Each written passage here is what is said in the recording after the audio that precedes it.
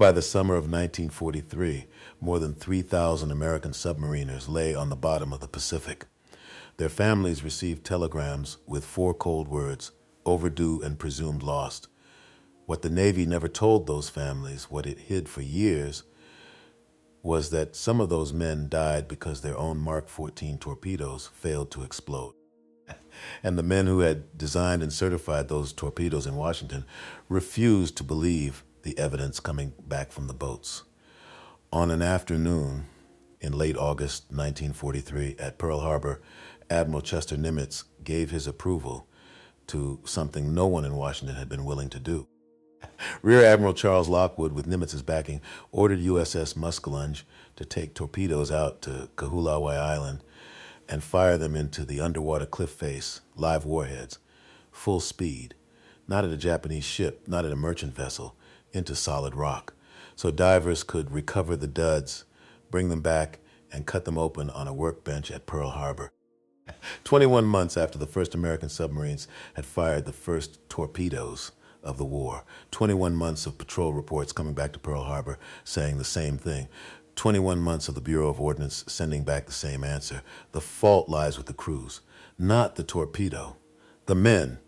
Nimitz had read every one of those reports.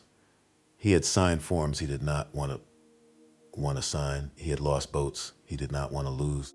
And for 21 months, he had done everything the right way, through proper channels, with documented evidence, building a record no bureaucrat in Washington could dismiss, and the right way had given him nothing but silence.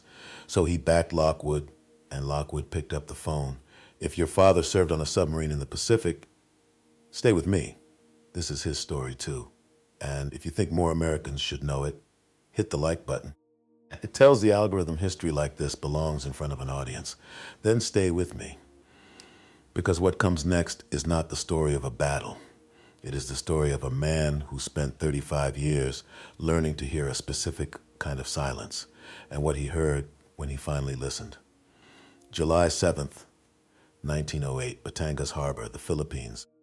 The destroyer USS Decatur eased toward her anchorage under the command of a 23-year-old ensign named Chester Nimitz. He had been in the Navy for 3 years. He was precise. He was disciplined. He was exactly the kind of young officer the Navy built careers around. He had not checked the tide tables. The destroyer slid onto a mud bank in the harbor and sat down on the bottom. There was a soft grinding sound as the hull settled into the silt. Then nothing. The ship spent the night on the mud. In the morning, a small steamer pulled her free. No one was hurt. The damage to the hull was minor, but the Navy did not measure damage by hulls alone. The Navy convened a court-martial. Ensign Nimitz stood before the tribunal. He did not offer excuses. He did not blame the charts. He did not blame the pilot who was supposed to advise him. He did not blame the sailor at the wheel. He stood up. He took the responsibility. To fall on anyone else, the verdict came back. Guilty of neglect of duty. A letter of reprimand went into his file. At 23 years old, before his career had truly begun, Chester Nimitz was already carrying a weight most officers never learned to lift. The Navy sent him to submarines. In 1908, submarine duty was not where the Navy sent its rising stars. The boats were called pig boats. They were cramped. They stank of gasoline fumes, trapped inside sealed metal hulls. They ran on engines that would kill a careless man in minutes. They dove to depths where you could hear the frame of the boat compressing around you. Officers who commanded submarines did not become admirals. Nimitz accepted the assignment without a word of complaint. In January of 1909, he reported for duty with the 1st Submarine Flotilla. By May, he had command of USS Plunger. She was so primitive that when her engine flooded, her crew had to breathe the fumes. He did not treat this as punishment. He treated it as an education. He learned the machinery until he understood it better than the men who built it. He studied the sound of a boat under pressure. He memorized what the gauges meant when they read wrong. He learned the smell of a boat that was ready to fight and the smell of one that was not. He converted his boats from gasoline engines to diesel. He wrote papers on submarine tactics that the Naval War College filed away and largely forgot. And in 1912, at 27 years old, he stood before the officers of the Naval War College and gave a lecture on submarine warfare. The officers in the room considered submarines a curiosity, a distraction from the real Navy, the battleships, the gun lines, the fleet engagements that naval doctrine had been built around for 100 years. Nimitz was not confused about what submarines could do. He had spent 3 years inside them. He had watched what happened when a boat could move unseen beneath the surface. Surface, fire, disappear. He understood something that would not become obvious to the rest of his Navy for another 30 years. An empire that depended on shipping, on oil and ore and food and steel moving across thousands of miles of ocean, had a throat, and submarines were the hand that closed around it. The officers in the room took notes. They asked polite questions. They filed his lecture away with the others. 30 years later, most of them would be dead. And the man at the front of the room would be sitting at a desk at Pearl Harbor, watching the throat of the Japanese Empire close, one merchant ship at a time. But he was not there yet. Between that lecture in 1912 and the office at Pearl Harbor in 1943, there were 29 years. Nimitz served through the First World War. He commanded the cruiser USS Augusta. He ran the Bureau of Navigation, the Navy's personnel command, where he learned something that would matter more than any lecture at any war college. He learned how to read men. He learned which officers spoke carefully and which ones inflated what they had seen. He learned which reports to trust and which to question.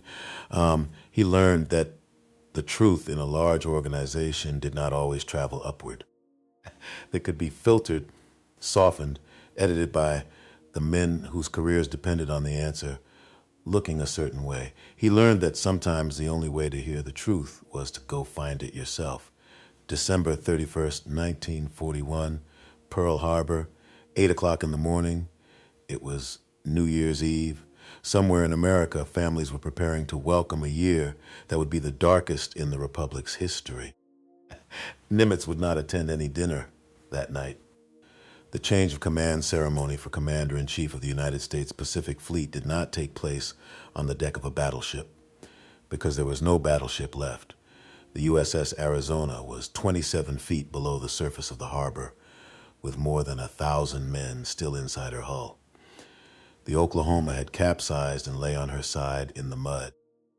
West Virginia, California, Nevada, sunk or beached, their superstructures leaning at angles the eye refused to accept. The ceremony took place on the deck of USS Grayling, a submarine, hull number SS-2009. Nimitz would tell people later that he assumed command aboard a submarine because there was no other deck available. That may have been true. He stepped off the launch onto the dock. The harbor was still black with oil. Not metaphorically. Actually, the fuel from the ships that had burned in the first hours of December 7th had spread across the surface of the water, and it just sat there, thick and dark and unmoving between the sunken hulls. The officers waiting on the dock were not smiling. They knew what the fleet looked like now. They knew what was left. 3 carriers at sea, a handful of cruisers, a submarine force that had not yet fired a single torpedo in anger against the Navy that did this. Nimitz looked at the wreckage. He looked at the Arizona where she went down. He looked at the Oklahoma, her hull still showing above the waterline, men still somewhere inside her. He looked for a long time. Then he turned to his staff. "Get to work," he said. He did not go to the battleships first. He did not walk the airfield. He did not tour the command bunkers or the fuel depots or the dry docks, working around the clock to lift ships off the bottom. He went to the submarine base. He walked through the boats the way a man walks through a house he grew up in. His hand touched the periscope well without thinking. His feet found the ladders in the dark. He knew every sound these hulls made. He knew what the gauges meant when they read wrong. He knew the smell of a boat that was ready and the smell of one that was not. The officer walking beside him had spent his career on surface ships. He watched the new commander-in-chief move through the submarine and understood, without being told that this man had been here before. What Nimitz did not know yet, what none of them knew yet, was that on the day the bombs fell, 24 hours before he arrived, another admiral in Washington had already made the decision that would define everything Nimitz was about to do. December 7th, 1941, the same day the bombs fell, Chief of Naval Operations Admiral Harold Stark, 61 years old, signed an order in Washington over unrestricted submarine warfare against Japan. Every Japanese vessel on the Pacific Ocean was now a legitimate target. Merchant ships, tankers, fishing boats, no warning required, no surrender demanded, sink them wherever they were found. This was the doctrine the United States had condemned Germany for practicing in the North Atlantic just 24 years earlier, the doctrine that had helped push America into the First World War. The doctrine American diplomats had called a violation of the laws of civilization. On the afternoon of December 7, 1941, the United States adopted it. Nimitz inherited the order. He made it the spine of everything he did. The submarines went to sea. The first patrol reports came back within weeks. They all said the same thing. The torpedoes were not working. There is a phrase the United States Navy uses. 4 words. Overdue and presumed lost. It appeared on a standard form, clean, precise, designed to describe a specific administrative condition. A submarine departed on patrol. It did not return. Radio contact was attempted. There was no response. More attempts. Still nothing. Enough days passed that silence became its own answer. The boat was gone. The men were gone. Nobody knew exactly where. Nobody knew exactly when. Nobody knew what the last hour looked like. Chester Nimitz signed those forms himself. He did not have an aide initial them on his behalf. He did not delegate the paperwork to a subordinate and move on to the next problem. He signed them because he knew, in a way most men of his rank could not know exactly what those 4 words described from the inside. He had been below periscope depth. He had heard the sounds a pressure hull makes when it goes deep, the creak of steel under compression, the way the frame settles, the small adjustments of a boat finding her trim in cold water. He had stood in a control room when the boat went quiet, when every man stopped what he was doing, when they all watched the gauges and waited to find out whether the next sound would be water coming in or the order to surface. He knew that silence. He had lived in it. And now, 30 years later, sitting at a desk at Pearl Harbor, reading a form that said a boat and her crew would not be coming back. He knew exactly what that silence looked like at its end. February 11th, 1943, USS Grampus. Hull number SS-207, departed Brisbane, Australia, on her 6th war patrol. She was not a green boat. She had been out 5 times already. She had sunk Japanese shipping. She had survived depth charge attacks in shallow water where a submarine has no room to hide.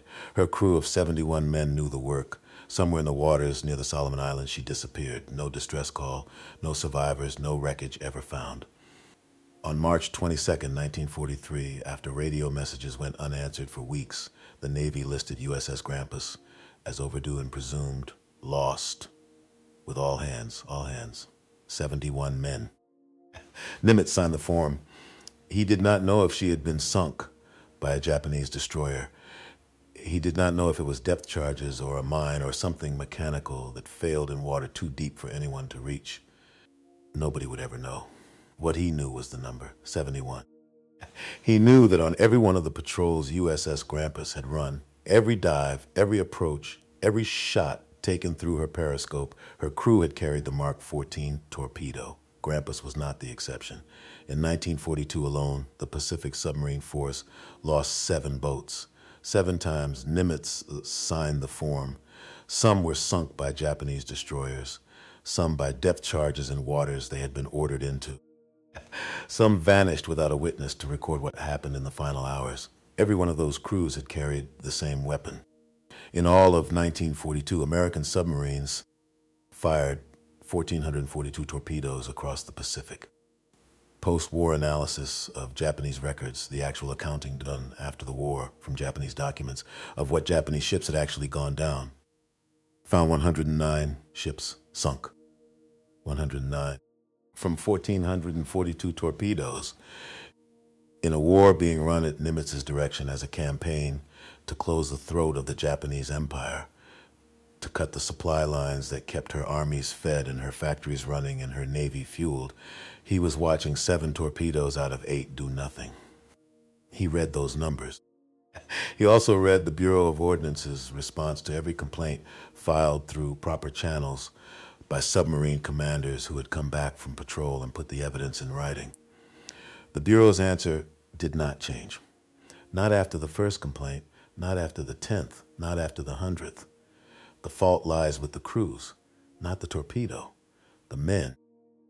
He was a former submariner reading a report that told him the men in those boats were the problem. He had been one of those men. There was a rear admiral in Fremantle, Australia, who was not as patient as Nimitz. His name was Charles Andrew Lockwood. He was 53 years old. He commanded the submarine force operating out of Western Australia, a hunting ground of long patrols into the South China Sea and the waters around the Philippines. His commanders came back and told him the same story Nimitz was hearing at Pearl Harbor. The torpedoes were running deep. They were not hitting where they were aimed. They were not exploding when they hit. Lockwood was not the kind of man to wait. Spring of 1942. Fremantle, Western Australia. Rear Admiral Charles Lockwood sat at a wooden desk in a converted office building 3 blocks from the harbor. In front of him was a pile of patrol reports, each one written by a submarine commander who had just come back from 30 or 40 days at sea. Each one written in the careful, restrained language that submarine officers use when they are trying to say something they know their superiors will not want to hear. The torpedoes were running deep. Set them to 12 feet, they ran at 20. Set them to 15, they passed beneath the target at 25. The commanders had been correcting for it manually, guessing at the error, adjusting their depth settings and hoping. Sometimes they hit, sometimes they did not. Lockwood was a former submarine officer himself. He had been in the Navy since 1908. He did not have the endless patience Nimitz was born with. He had a different quality, a plainness that ran to the point of bluntness and a stubbornness that did not bend when a man in an office in Washington told him he was wrong. He requested that the Bureau of Ordnance investigate. He wrote a formal letter. He included the patrol reports. He waited. The response arrived from Washington, signed by Rear Admiral William Blandy's staff. The Mark 14 torpedo ran at exactly the depth to which it was set. There was no evidence of any malfunction. The Bureau of Ordnance had confidence in the weapon. Lockwood read the response. He put it down. Then he did something that could end his career. June 20th, 1942, King George Sound, Western Australia. The sun was high. The water was a color the men from Kansas and Ohio had never seen, a deep, clean blue that went down forever. USS Skipjack sat on the surface, her diesel engines idling. A quarter-mile away, a fishing net had been strung between 2 anchor buoys. It hung straight down into the water. Every foot of depth had been measured. The men who set it knew exactly where the top of the net began and exactly where it ended. The order came from Lockwood himself. No authorization from Washington, no approval from the Bureau of Ordnance. Set the torpedoes to run at 10 feet. Skipjack fired. The torpedoes left the tubes with a soft rush of compressed air. They ran true. They entered the net. They passed through and continued out into the Sound until their fuel ran out and they sank. The divers went down. They inspected the net foot by foot. They measured. They came back up. They reported to Lockwood. Set to 10 feet, the torpedoes had ripped through the net at 25. Not 10, 25. Lockwood did not send the results to the Bureau of Ordnance immediately. He ran the test again. Different torpedoes, different day, same result. The Mark 14 was running 11 feet deeper than the depth to which it was set. He wrote the report himself. He did not soften the language. He did not include the polite phrases officers use when they are reporting up the chain of command. He sent it to Washington and formally requested that the Bureau of Ordnance conduct its own equivalent tests. The Bureau resisted. Lockwood did something that a man his age with his career should not do. He went over their heads. He took his findings directly to Admiral Ernest King, Chief of Naval Operations, 65 years old, the most feared officer in the United States Navy, a man about whom his own daughter was said to have remarked, "He is the most even-tempered man in the Navy. He is always in a rage." King read Lockwood's report. Then, in the words of one historian who documented what happened next, King lit a blowtorch under the Bureau of Ordnance. August 1st, 1942. The Bureau of Ordnance officially conceded. The Mark 14 ran deep. And here is what had happened. Here is why. Years before the war, during a routine redesign of the Torpedo's warhead, engineers had made what they believed was a small technical change. They had moved the pressure sensor, the mechanism that measured the torpedo's depth and controlled her course, from a position near the nose to a position near the tail. It seemed like a reasonable choice. The new location was easier to service. It simplified the wiring. The engineers who made the change tested it on the bench in a laboratory in still water. They did not test it at speed, because at 46 knots, moving through the ocean, the tail of the torpedo sat inside a pocket of reduced water pressure, a pocket created by the torpedo's own movement. The pressure sensor sitting in that pocket read the water around it as thinner than it actually was. It concluded the torpedo was running shallower than it truly was, and the guidance mechanism, doing exactly what it was designed to do, corrected for the error. By driving the torpedo deeper, a weapon set to run at 15 feet was passing beneath its target at 26. By the time the Bureau of Ordnance admitted this, more than 800 Mark 14 torpedoes had already been fired in the Pacific. Nobody knew how many hits were lost to it. Nobody knew how many submarines had taken depth charges because they had to close to point-blank range to get a chance at a shot. Nobody knew how many men were on the bottom because of a pressure sensor that had been moved to make the assembly line easier. The fix was ordered. A corrected mechanism. Nimitz watched the numbers. They improved. They did not change enough, because the Mark 14 had a second problem. And this one was protected by a man who could not afford to admit it existed. The Mark 14 torpedo carried two separate detonation systems. The first was called contact. The torpedo struck the hull of the ship. The impact triggered the detonator. The warhead exploded. This was the way torpedoes had worked since the 1860s. The second was called magnetic. It was the Mark 6 exploder. And in the summer of 1942, it was one of the most closely guarded secrets in the United States Navy. Here is how it was supposed to work. The torpedo passed beneath the target ship. It did not strike the hull. It ran a few feet under the keel, and as it passed, its magnetic detector sensed the change in the Earth's magnetic field caused by the mass of steel above it. At the correct moment, it fired. The warhead detonated not against the side of the ship, but beneath her spine. A hull explosion tore a hole in the ship. She took on water. She fought. Sometimes she was saved. A keel explosion broke a ship in half. She did not fight. She went down in minutes.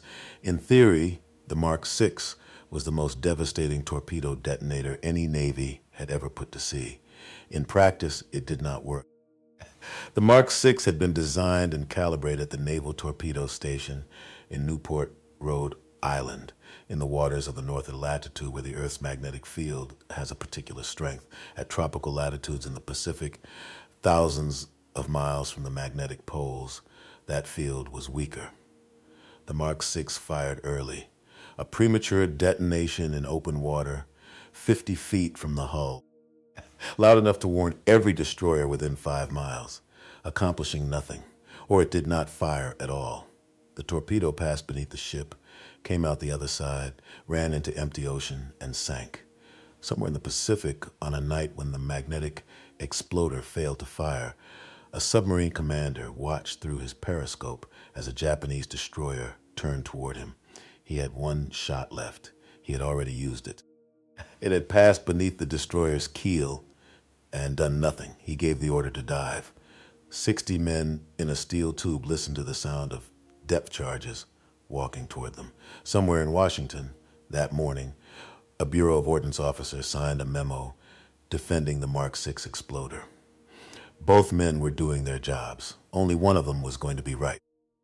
By the middle of 1942, submarine commanders across the Pacific were quietly disabling the magnetic feature themselves, without orders, without telling anyone above them in the chain of command. They reasoned correctly that a contact hit that had a chance of working was worth more than a magnetic detonation that would almost certainly fail. The first commander to do it did it before the second week of the war was over. His name was Tyrrell Jacobs, captain of USS Sargo. In December of 1941, on the very first war patrol of the entire Pacific conflict, Jacobs took his boat into Philippine waters. He fired 13 torpedoes at Japanese shipping. Not one of them exploded. He was a career officer. He knew what happened to men who went outside proper channels. He disabled the Mark VI on his own authority anyway. For this act, for looking at the evidence in front of him and drawing the only conclusion the evidence allowed, Tyrrell Jacobs got into what Navy records described as considerable difficulty. The man who went around the system was punished for being right. By the spring of 1943, what began with Tyrrell Jacobs on USS Sargo had spread across the submarine force. Commanders were turning off the Mark VI quietly, boat by boat, and telling no one. Nimitz found out. He did not discipline them. He read their patrol reports. He understood their reasoning. He probably agreed with it. But he also understood something they did not. He was the commander-in-chief. He could not let his submarine force operate on the private decisions of individual commanders. He needed data, systematic data, data he could bring to Washington that no one at the Bureau of Ordnance could wave away. On June 24th, 1943, Nimitz made the decision that would finally force the truth into the open. Lockwood had been pushing him toward it for months. Nimitz agreed. He ordered the deactivation of the magnetic exploders across the Pacific Fleet. The Bureau of Ordnance immediately pushed back. They wanted to know why the commander-in-chief was ordering his submarines to turn off the very feature they had defended for years. Nimitz answered in a single sentence. His decision was final. It was not a decision born of frustration alone. For months, submarine commanders had been quietly disabling the magnetic feature on their own boats. Men like Tyrrell Jacobs on USS Sargo, who had done it since December 1941 and paid the price for going outside channels. Nimitz knew they were right. But he also knew that if every captain made his own rules, there would never be a clear, undeniable record that Washington could not dismiss. By ordering the deactivation fleet-wide, Nimitz removed the magnetic exploder from the equation. With premature explosions no longer masking the problem, the failures of the contact exploder would stand exposed for what they were. The Bureau could no longer hide behind the cruise of the problem. In Brisbane, Ralph Christie still believed in the weapon he had helped create. He would resist the order longer than anyone. He was 50 years old. Before the war, he had been part of the team that designed the Mark VI exploder at the Naval Torpedo Station at the Naval Torpedo, Rhode Island in the 1920s. It was his life's work. In his office in Brisbane, he kept a photograph of the torpedo station on his desk. When his submarine commanders came back from patrol and told him the exploder had failed, he did not argue with them. He simply issued orders that it be used again. He believed. Belief in the summer of 1943 was killing men. 2 American admirals on the same side of the same war, arguing about the same weapon, while their sailors went down in it. Nimitz sat above them both. Nimitz had chosen clarity, and clarity would come at a price. July 24th, 1943, the Philippine Sea, 200 miles northeast of Truk. USS Tenosa ran on the surface at 16 knots. Her lookouts scanned the horizon. Her captain, Lieutenant Commander Lawrence Randall Dan Daspit, 36 years old, a career officer with a face like a schoolteacher, had been reading a decoded intercept for the last 12 hours. The intercept told him a Japanese fleet tanker was coming toward him. Her name was Tonan Maru No. 3. 19,000 tons. One of the largest tankers in the Imperial Japanese Navy. She was loaded with fuel, moving from Palau to the base, a truck running unescorted at 13 knots. She was not zigzagging. She was a straight shot in open water on a course Daspit could calculate to the minute. If the code breakers were right, she would cross Tenosa's path just after noon. Daspit closed. At midday, he gave the order to submerge. He steadied the boat at periscope depth. He raised the scope. She was exactly where the intercept said she would be. He ran the approach, he confirmed the range, he confirmed the bearing, he confirmed the speed. He fired his first spread of 4 torpedoes from the bow tubes. The sound man called the tracks as normal, all 4 torpedoes running true. 4 hits, 0 explosions. Daspit watched through the periscope as the tanker turned hard away and pushed her engines to full speed. The tanker's captain had heard nothing but 4 dull thuds against his hull. He had taken no damage. He was running for open water. Daspit turned Tenosa in pursuit. The chase lasted most of the night. Tenosa ran on the surface. She kept the tanker just at the edge of her radar. She worked her way back into firing position from a difficult angle. By the following morning, Daspit was off the tanker's starboard quarter. It was not a textbook shot.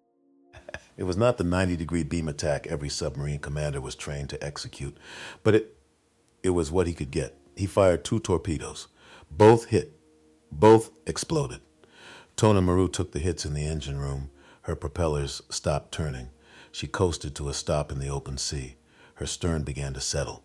She was not sinking. Daspit now had her exactly the way every submarine commander dreams of having a target. Stationary.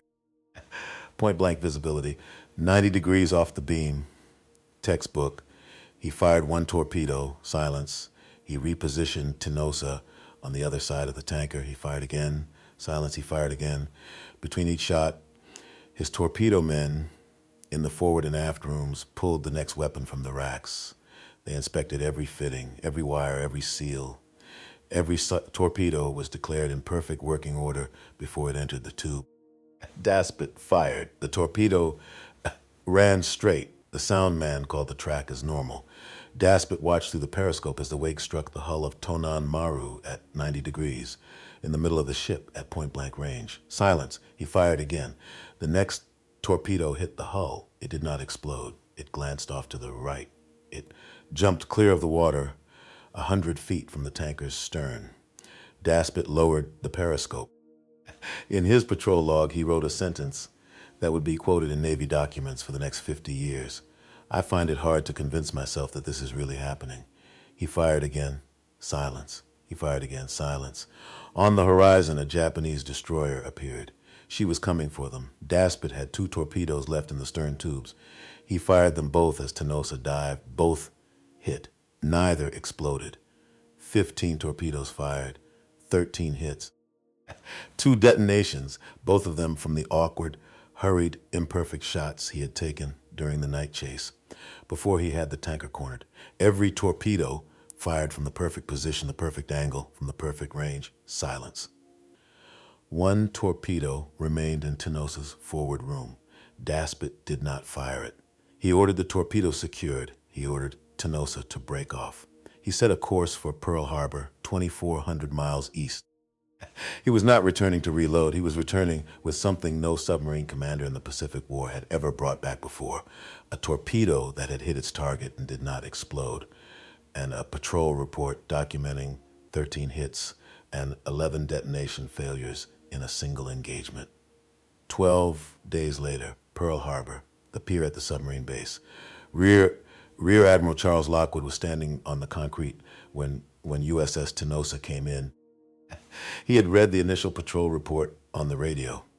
He knew the numbers. He knew what Daspit was bringing him.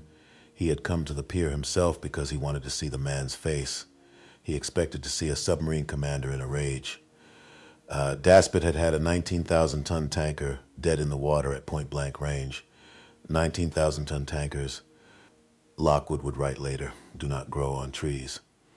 Daspit was almost silent. He walked down the gangway. He handed Lockwood the patrol report. He said almost nothing. There was nothing left in him to say. The last torpedo, the one Daspit had brought back from the Philippine Sea, was unloaded under the supervision of the base ordnance officers. It was taken to the torpedo shop at the submarine base. Every one of its systems was disassembled by the technicians who serviced the fleet's weapons. Every mechanism was examined. They could not find anything wrong with it. They filled out the paperwork. They put it back together. They filled out the paperwork. They certified it in writing as combat ready. A torpedo declared to be in perfect working order. A patrol report documenting 13 hits and 11 detonation failures. The gap between those two facts was a question the Bureau of Ordnance had never answered, because in 21 months they had never asked it. Here is what nobody wanted to face.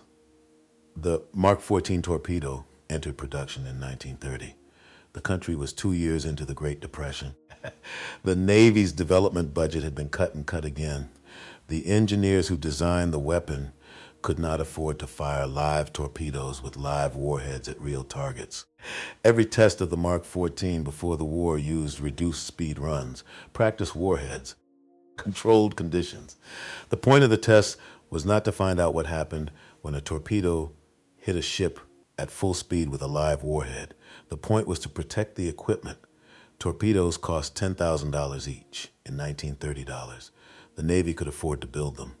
It could not afford to blow them up, so it never did. Not one live fire test with full speed against a hard target in 13 years of production, in 13 years of certification, in 13 years of the Bureau of Ordnance telling submarine commanders that their weapon worked exactly as designed. Nobody had ever looked. Lockwood read Daspit's patrol report twice. Then he picked up the phone and called a man he had known for 20 years. His name was Charles Bowers Mommsen, Swede Mommsen.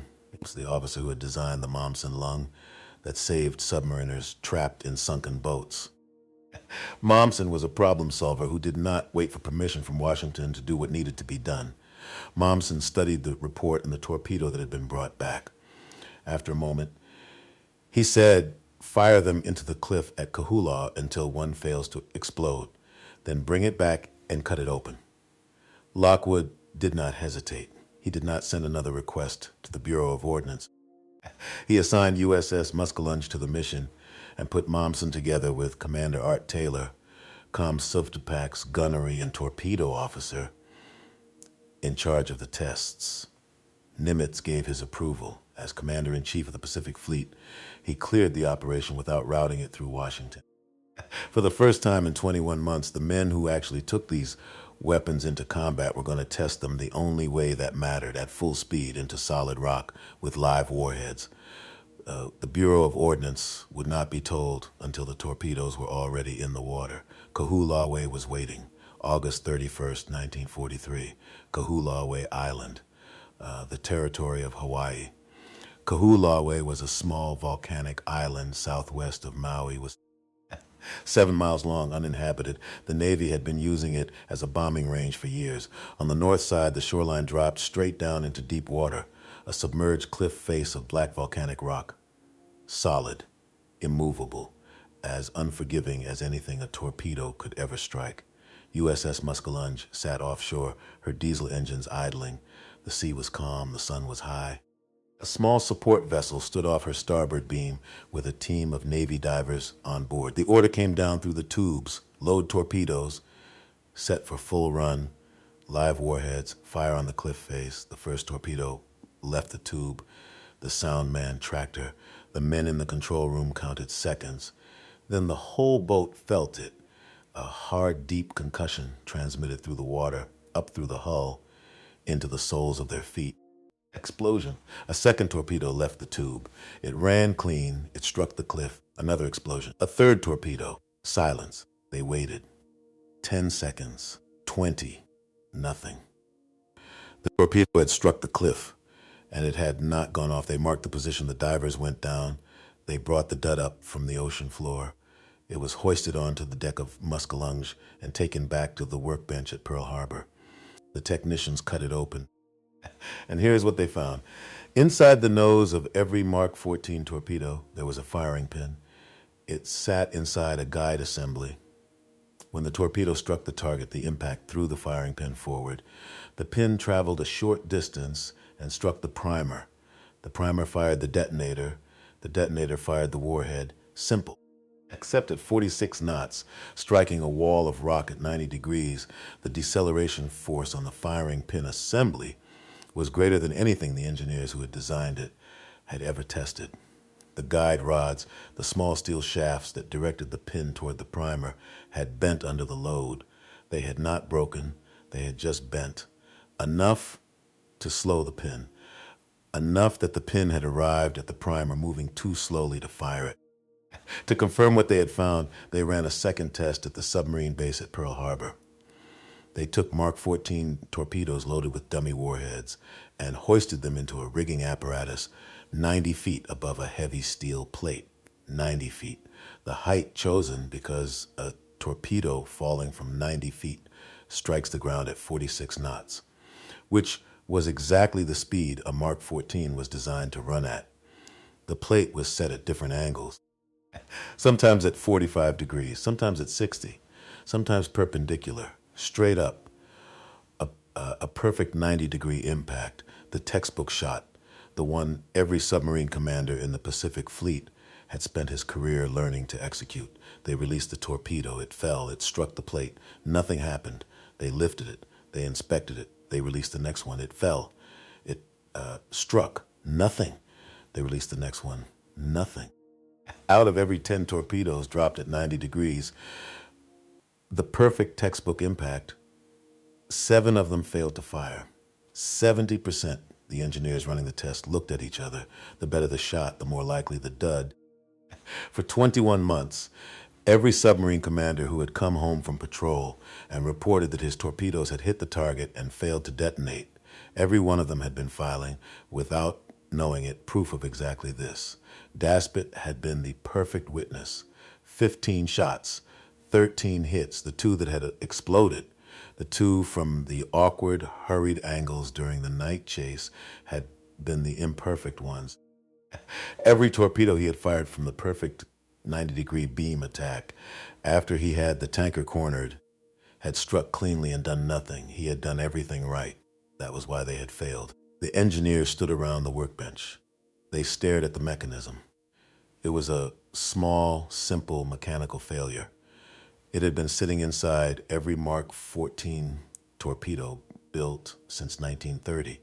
Nobody had ever looked. Nobody had ever needed to look. Because until you fired one at full speed into a hard target, nobody had ever seen it fail. The Bureau of Ordnance had certified the weapon as reliable. Nobody in Washington had ever taken one out to Kahoolawe. The fix did not come from Washington. No team of engineers arrived from the Bureau of Ordnance. No project was announced.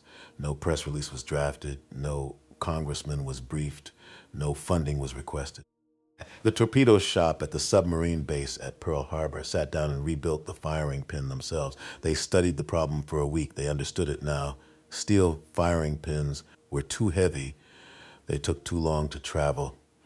Under a 90-degree impact load, they slowed down before they could strike. The answer was a lighter pin. They needed aluminum.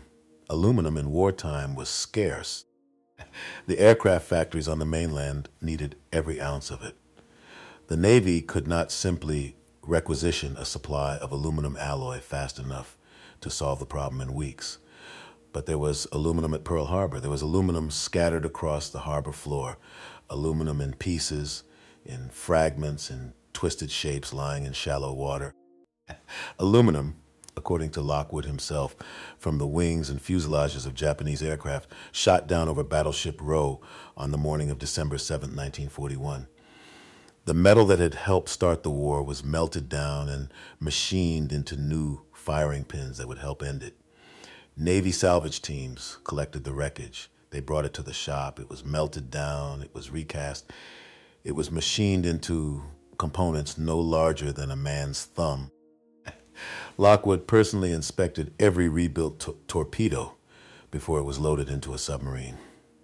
He walked through the shop himself. He looked at everyone. He would not send another boat to sea with a weapon he had not checked with his own eyes. By late September of 1943, American submarines were leaving Pearl Harbor with torpedoes that worked. For the first time in 21 months, Slade Cutter, who commanded USS Seahorse, would later write that firing a Mark 14 in 1942 had felt like praying with your fingers crossed. After September of 1943, the praying stopped. The killing started. What happened next was the war that Nimitz had been waiting for since 1912. The war he had described to a room full of half-listening officers at the Naval War College when he had tried to explain to them what a submarine could do to an empire that depended on shipping. That war finally began. Between the fall of 1943 and the surrender in August of 1945, American submarines sank more than 1,100 Japanese merchant ships, tankers, freighters, troop transports, ore carriers, refrigerator ships, everything that moved across the Pacific carrying anything Japan needed to stay in the war. Japan's oil imports collapsed. In the summer of 1943, Japan was importing 1.75 million barrels of oil per month from the Dutch East Indies. By the fall of 1944, that figure was close to zero, not because there was no oil in the ground. Because the tankers did not make it home, the consequences were catastrophic, and they were quiet. They did not make the newspapers. There was no single battle to mark them. There was no moment when the world could point to a headline and say, "This is when Japan lost." Japanese pilots completed their advanced flight training in the winter of 1944. Their planes sat on runways at airfields across the Western Pacific. The planes could not fly. There was no aviation fuel. Japanese warships lay in harbor at Kure. Their crews reported for duty. Their captains stood on their bridges. They could not leave port. There was no fuel oil for their engines. Japanese factories that produced artillery shells and aircraft parts and rifle ammunition began to slow, then to sputter, then to stop. The steel, the copper, the rubber, the tin, none of it was arriving. The freighters that had carried it were on the bottom of the ocean. By 1945, Japan's foreign trade had fallen by more than 60%. The decisive fleet engagement that the Japanese Navy had spent 20 years planning, the single afternoon that would break American will and force a negotiated peace, never came. Nimitz never gave them the conditions for it. The weapon he had counted on from the first week of the war was finally doing what he had known all along it could do, 2 years late. But there was one more piece of this story, and it was the piece that would not let itself be tied up neatly. October 24th, 1944, the Formosa Strait. USS Tang was on her 5th war patrol. She was one of the finest submarines in the Pacific Fleet. Her captain was Commander Richard Hetherington O'Kane, 33 years old, aggressive, skilled. He had already been recommended for the Medal of Honor. He would eventually receive it. Tang had just attacked a Japanese convoy in the dark. Her deck gun crew was on the bridge. Her forward tubes were empty. She had one torpedo left in the aft tubes. O'Kane ordered it fired. The torpedo left the stern tube. The sound man called the track. Something was wrong. The torpedo was turning. It was running in a circle. It was coming back. O'Kane ordered emergency maneuvers. The men on the bridge saw the wake. It was coming straight at them. The torpedo struck Tang in the stern. She was on the surface. She went down almost immediately. 78 men died. 9 survived. O'Kane was one of the 9. He and 8 other men were pulled from the water by a Japanese destroyer and spent the rest of the war as prisoners. The torpedo that had killed Tang was a Mark 18, electric, a different weapon than the Mark 14, designed to replace it. The circular run was a known problem. The Bureau of Ordnance had been aware of it. They had not fixed it in time. 78 men. The story of American torpedoes in the Pacific War did not end at Kahoolawe. The firing pin was fixed. The magnetic exploder was largely abandoned. The Mark 14 finally worked. But somewhere in the machinery, somewhere in the bureaucracy, somewhere in the way large organizations respond to problems they do not want to see, the pattern continued. And in the Formosa Strait on a night in October, it took down one of the best submarine crews in the fleet. Nimitz signed the form. Overdue and presumed lost. He signed them until the war ended. September 2nd, 1945. Tokyo Bay. USS Missouri sat at anchor. The sky was gray. Warships from a half-dozen navies filled the harbor around her. On the forward deck, a wooden table had been set up. Behind it, the Japanese delegation stood in dark civilian coats and top hats. In front of it, the officers of the Allied powers. General Douglas MacArthur stepped to the microphone. He spoke for 4 minutes. He talked about the meaning of this day, about civilization, about freedom, about the generations who would inherit the peace that was being signed here. When he finished, the Japanese delegation stepped forward and signed the surrender documents on the table.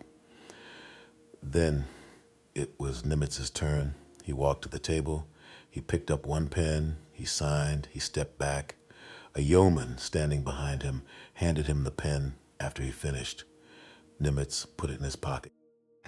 One of the correspondents on the deck wrote in his dispatch that evening that Nimitz had signed and withdrawn so quickly it was easy to miss he had been there at all. That was exactly how he wanted it. In the weeks that followed, the newspapers filled with photographs of MacArthur. He was named Supreme Commander for the Allied powers in Japan. Halsey gave interviews. Spruance was profiled in magazines. The country celebrated the men whose faces it recognized. Nimitz flew back to Pearl Harbor. He had one task left. He wrote his final report on the Pacific War, several hundred pages. He documented every major campaign from December 1941 to August 1945. He named the decisions that were correct. He named the operations that succeeded and explained why. He noted the failures. He did not name the individuals responsible for the failures. He submitted it to the Navy Department. It received no press coverage. There was a number that did not appear in Nimitz's final report. Not because he did not know it, because some numbers do not want to be written down cleanly in a document that will be filed away and read by strangers who were not there. 52 American submarines were lost in the Second World War. 48 of them in the Pacific, 374 officers. 3,131 enlisted men, 3,505 men in total, the highest loss rate of any branch of the United States Armed Forces. 22% of the men who went to sea on war patrols did not come home. Some were sunk by Japanese destroyers, some by depth charges in waters they had been ordered into, some hit mines they could not see, some vanished in circumstances that left no witness and no answer.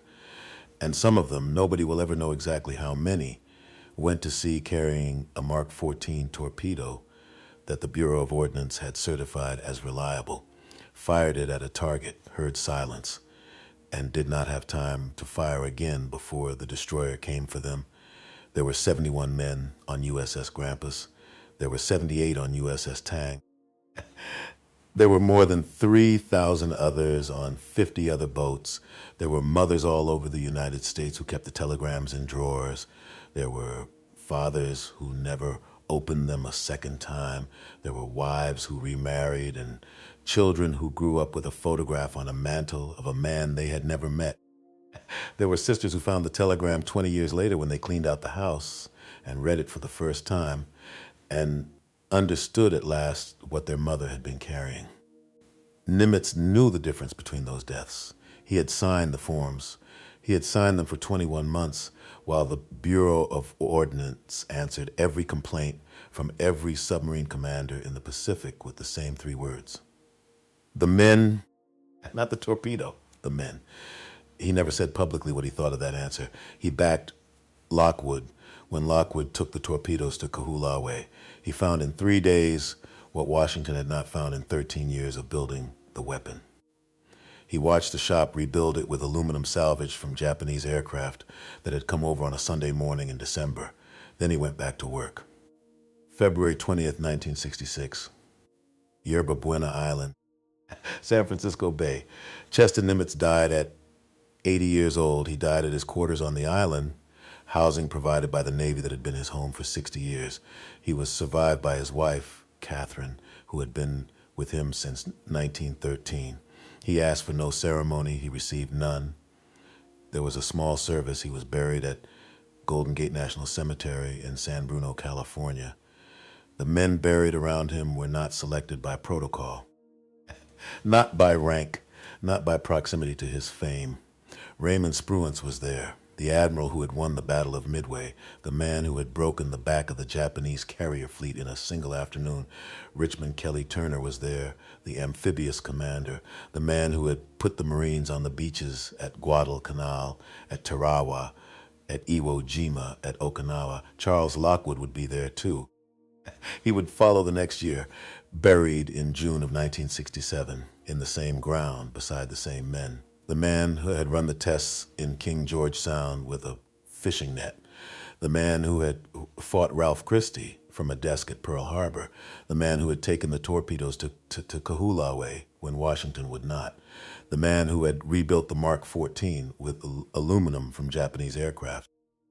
Buried beside the man who had sent his submarines to sea and signed the forms for the ones that did not come back. They had arranged it while they were still alive. No announcement, no ceremony organized for the cameras. Just 4 men who had done the work together, in the ground the way they had always preferred to operate. Out of the spotlight, getting on with it. If your father served on a submarine in the Pacific, or your grandfather, I want to ask you something. Did he tell you about it? The men of that generation, as a rule, did not.